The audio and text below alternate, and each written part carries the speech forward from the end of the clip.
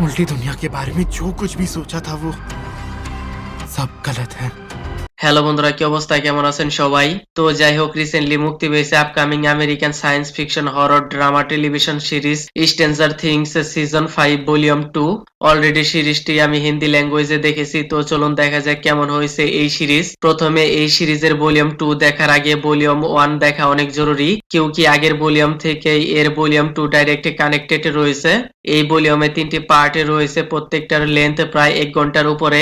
এই 3টি পার্টে দেখতে হয়তো আপনার 3.5 ঘন্টার মতো লাগবে। তো পিছনের ভলিউমে बहुत सारे twist, turns, team work, rescue, searching, super power, बहुत सारे অ্যাঙ্গেল দেখানো হয়েছিল। এই ভলিউম 2 তেও কি তেমনটাই দেখতে পাওয়া যাবে? আর ওই ফার্স্ট ভলিউমের 5 পার্টের ক্লাইম্যাক্সে যে রকমের সুপার পাওয়ার ওয়ালা ধামাকা দেখানো হয়েছিল, এর জন্য audience really excited for next volume 2, যেখানে হোলিকে ফার্স্ট ভলিউমে তুলে নিয়ে যায় আর ম্যাক্সকে আরো আগে।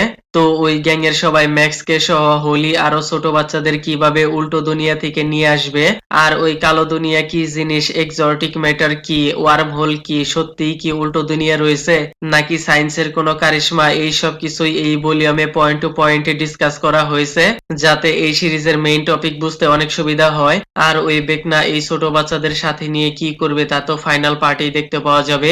লেকিন আমি তো মনে করেছিলাম বেকনার সাথে উইলের হয়তো জবরদস্ত অ্যাকশন দেখতে পাওয়া যাবে, কিন্তু না ভাই, হয়তো তা দেখার জন্য ফাইনাল পার্ট পর্যন্ত অপেক্ষা করতে হবে। আর যেভাবে এইখানে স্টোরি লাইন প্রেজেন্টেশন ওয়াইজ এমন এমন সিন, ইফেক্ট, ক্যামেরা অ্যাঙ্গেল দেখানো হয়েছে রিয়েলি নাইস। সিরিজের মধ্যে সিজিআই ভিএফএক্স ওয়ালা সিন শুরু থেকে একদম ডাইনামিক লেভেলের দেখানো হয়েছে। যেভাবে প্রত্যেক অ্যাক্টরদের সেকশন ওয়াইজ তাদের অ্যাক্টিং পোটেনশিয়াল দেখানো হয়েছে আনবিলিভেবল, যার ফলে স্টোরি লাইনে এতটা কনভিকশন ফিল হয়েছে। তার সাথে ইমোশন অ্যাঙ্গেলও দেখানো হয়েছে। উইল একটু ডিফারেন্ট, তা তো শুরুতেই বলা হয়েছে। তার acting, personality, dialogue delivery, climax এর ইমোশন ঠিকঠাকই লেগেছে। এইখানে শেষ নয়, প্রত্যেক ক্যারেক্টারের ফ্ল্যাশব্যাক স্টোরি দেখতে পাওয়া গেছে, যা একে অপরের সাথে কানেক্টেড রয়েছে। লেকিন যতটা এক্সপেকটেশন ছিল এই ভলিউম 2 নিয়ে, তেমনটা দেখতে পাওয়া যায়নি। ফার্স্ট ভলিউমের থেকে সেকেন্ড ভলিউম একটু লো মনে হয়েছে, হয়তো আবার অনেকের ভালো লাগতে পারে। লেকিন I am really excited for final volume. আর ওই ভলিউম মুক্তি পাবে 1 জানুয়ারি 2026। তো যাই হোক, আমি আর কিছু বলবো না, দিস ইজ মাই ওপিনিয়ন। কেমন লেগেছে আপনার এই ভলিউম 2 কমেন্টে মে বাতানা, and kindly subscribe my channel. Okay then, ভিডিওটি কেমন লেগেছে আপনার? ধন্যবাদ, দেখা হবে পরের ভিডিওতে।